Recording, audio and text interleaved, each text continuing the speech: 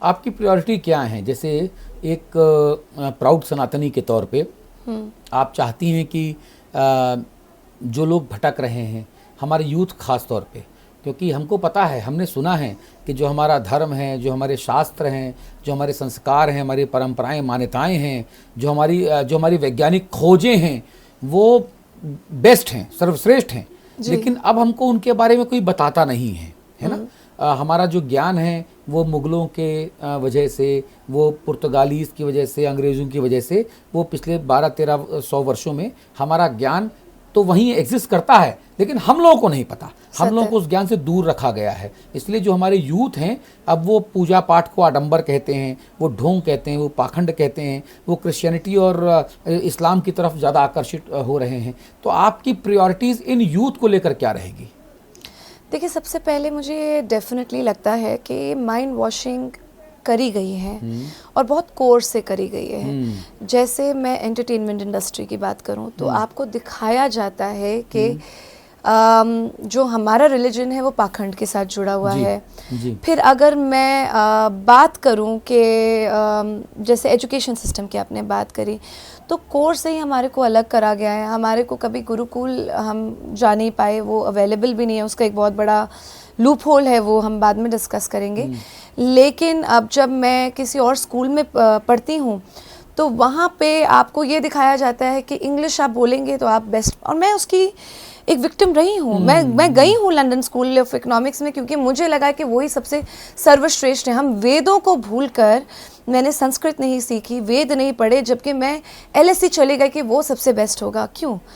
क्योंकि वो brain washing करी गई है। फिर अगर मैं अपने एजुकेशन सिस्टम के अंदर बुक्स की बात करूँ तो हमें बताया जाता है जिन लोगों ने जेनोसाइड करा है वो द ग्रेट हैं, और जो असली में हमारे जितने भी प्राउड लीडर्स रहे हैं, जिन्होंने हमारे लिए इतना ज़्यादा सैक्रिफाइस करा है, जो सिख गुरु हैं, हम उनके बारे में नहीं पढ़ाते हैं, हम हिंदू लीडर्स के बारे में नहीं पढ़ाते हैं, हमें उनसे बड़ा दूर कर दिया जाता है। तो वो सब चीज़ें कब आएंगी? जब वो तब आएंगी जब हम लोग एकता के साथ ये आवाज़ उठाएंगे।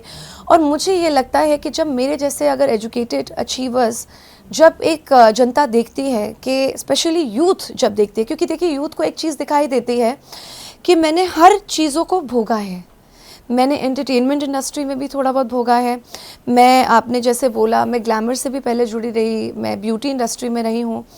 उन्होंने ये भी देखा है कि मैं एजुकेटेड हूँ और यहाँ की एजुकेशन ने बाहर की एजुकेशन प्राप्त करी है, तो वो एक तरह की रिलेटेबिलिटी आती है। और जब वो देखते हैं कि मैं वो सब छोड़कर अगर मैं धर्म की मांग रख रही हूँ तो उनको लगता है कि अगर वो रख सकती है तो वो अपनी ही जगह पे अपना जो काम कर रहे हैं। मैं चाहती हूँ कि हमारी जो यूथ है, स्पेशली फीमेल्स, वो फाइनेंशियली इंडिपेंडेंट हो, वो इंटेलेक्चुअली इंडिपेंडेंट हो, उनके पास हर तरह की चॉइस हो, पर वो धर्म की मांग भी रखें और वो धर्म की सत्ता में भी आए।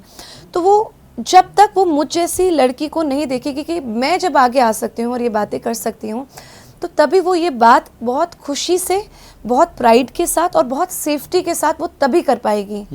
क्योंकि मैंने एक और भी बहुत बड़ा बदलाव देखा है कि अभी जो 10 सालों में एक फीलिंग आ गई है कि आप अपनी बात को रख सकते हैं अभी जैसे हम with pride, you know, with pride and with safety. क्या होता है कि पहले आपको अगर आप बोलते हैं मैं हिंदू हूँ तो आपको एक बड़ी कम्युनल नज़र से देखा जाता है, और जबकि कोई और कहता है तो आप उसको सोचते हैं वो कट्टर है। वो कट्टर नहीं है, वो लॉयल है, जैसे कि अभी हम पहले भी डिस्कस कर रहे थे। Correct. लेकिन जब आप हिंदू होने की बात करते हैं तो आपको एक कम्युनल नज़र से देखा जा रहा था, जो अब नहीं देखा जा रहा। आप सेफ फील करते हैं। मैं लव जिहाद के बारे में भी बात करती हूँ, चाहे मुझे जितनी मर्जी थ्रेट्स आएँ, मुझे फिर भी एक लगता है कि मैं सेफ एनवायरनमेंट में हूँ, मेरे पास ये प्लेटफॉर्म है कि आज मैं ये बात रख पाऊँ।